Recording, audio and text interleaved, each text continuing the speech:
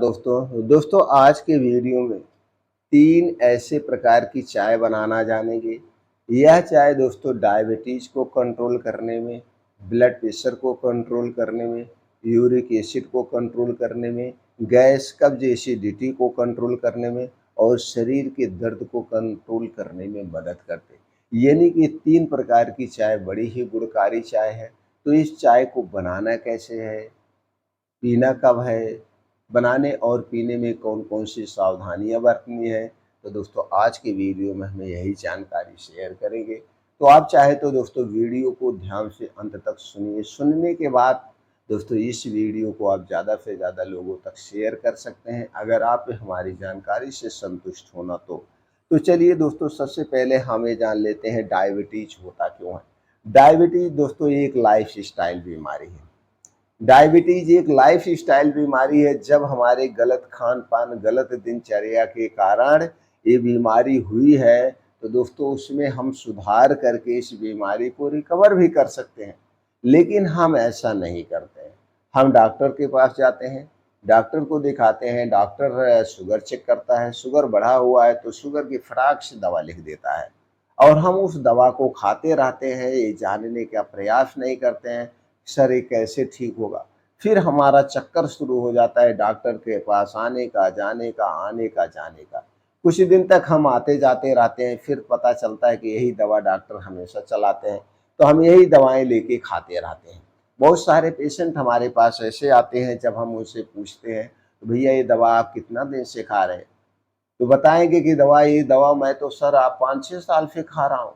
हमने कहा शुगर आपने कितनी बार चेक कराया? कहें कभी नहीं चेक कराते, बस दवा खाते रहते। तो दोस्तों इस तरह से कोई भी दवा का दुरुपयोग नहीं करना चाहिए। कोई भी अंग्रेजी दवा हुई उसका साइड इफ़ेक्ट होता है। जब भी कोई दवा लें तो डॉक्टर की निगरानी में लें, अपने इच्छा अनुसार कोई दवा ना खाएँ। तो सबसे पहले हमें ये जानने की कोशिश की जाती है कि शुगर हुआ क्यों है? उसके कारण को जानिए और उस कारण को हटा दीजिए, निवारण आसान हो जाएगा।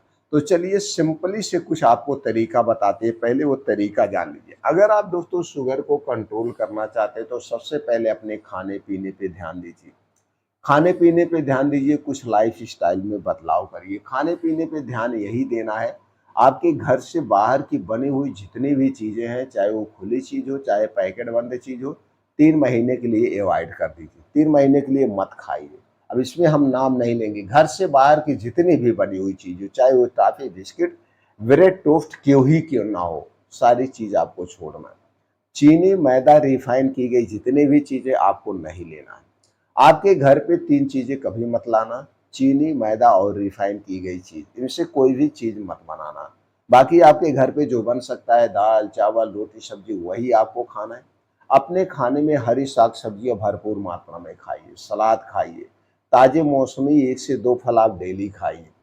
मोटे अनाज का प्रयोग करिए, सिर्फ गेहूँ पे मत डिपेंड रहिए। मोटे अनाज की बात करें तो जौ, बाजरा, मक्का, रागी, चना इनकी भी रोटियाँ खाइए। और सबसे महत्वपूर्ण बात जो है आप अपने खाने पे कंट्रोल करिए। खाने का कंट्रोल का मतलब सुबह 9 बजे से खाना आप शुरू कर सकते हैं और 6 बजे के पहले अपना खाना निपटा दीजिए। सुबह 9 बजे से शुरू करिए और शाम को 6 बजे के बीच जो कुछ भी खाना-पीना हो इतने के बीच में खाइए। इसके बाद इतनी देर आपको कुछ नहीं खाना है। शाम 6 बजे के बाद आपको कुछ नहीं खाना है। प्रैक्टिकल के तौर पे आप 3 महीना करिए, मैं ज़्यादा दिन की बात नहीं कर रहा हूँ। 3 महीना आप ऐसा करिए, फिर देखिए कमाल। जो कमाल होगा आप इससे चौंक जाएँगे। इसके अलावा डेली 2 घंटे का समय निकालिए। उस 2 घंटे में आपको क्या करना है, कम से कम आप अपने शरीर से पसीना निकालना है। पसीना निकालने का 2 माध्यम है, तेज़ गति से मॉर्निंग वॉक करिए, दौड़ लगाइए, जिम जाइए, जो आप कर सकते हैं करिए, साइकिलिंग करिए, स्विमिंग करिए, डांस करिए। जिस उम्र में आप हैं, उस उम्र के हिसाब से आप कोई एक्टिविटी वाला काम आपको करना ही करना है।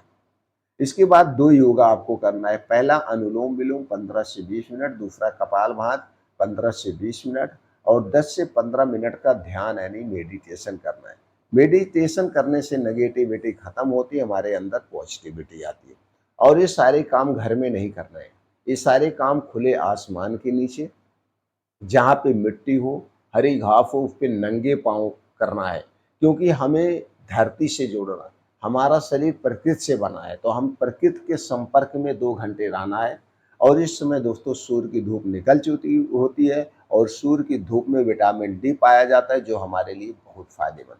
ये 2 घंटे का समय और वो खाने का समय और बाहर की चीज़ अवॉइड है। 3 काम आप कंपल्सरी करिए 1 महीने के लिए।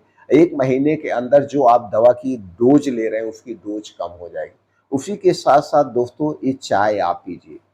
मतलब दिन भर में जब आपको पीने की इच्छा हो, ये चाय पीजिए, सुबह खाली पेट भी पीजिए। पहली चाय है जो डायबिटीज़ वालों के लिए जो है अमृत का काम करती है, वो मेथी की चाय।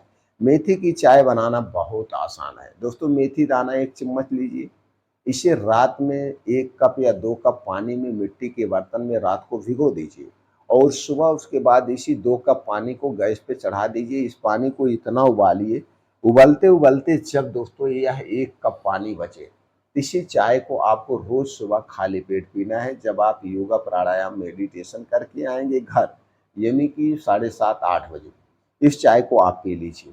अब इस चाय को पीने के बाद आपको कुछ नहीं खाना-पीना है, डायरेक्ट अब 9 बजे, 10 बजे जो आपको खाना खाना है, आप खाना खाएँगे और बीच में कुछ नहीं खाना-पीना है।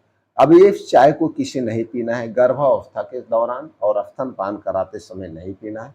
बाकी इस चाय को आप पीजिए, बहुत तुरंत ही दोस्तों ब्लड प्रेशर को कंट्रोल करेगा, शुगर को कंट्रोल करेगा, पेट से संबंधित जो बीमारी है उससे बचाएगा और उसके अलावा वात, पित्त, कफ को बैलेंस करने में मदद करेगा। यानी सबसे अच्छी चाय है।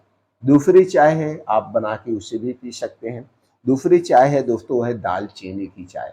दालचीनी में कई सारे ऐसे एंटीऑक्सीडेंट पाए जाते हैं, यानी एंटी डायबिटिक गुण भी पाया जाता है, एंटी इन्फ्लेमेटरी गुण पाया जाता है, कैल्शियम, आयरन, पोटेशियम, फास्फोरस पाया जाता है, जो कि फ़ायदेमंद है।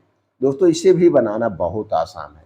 इसे बनाने के लिए आपको चाहिए 2 कप पानी, 2 कप पानी में दोस्तों आधा चम्मच दालचीनी का पाउडर डाल दीजिए, 3-4 हरी इलायची खून के डाल दीजिए और पानी को खूब बढ़िया से उबालिए।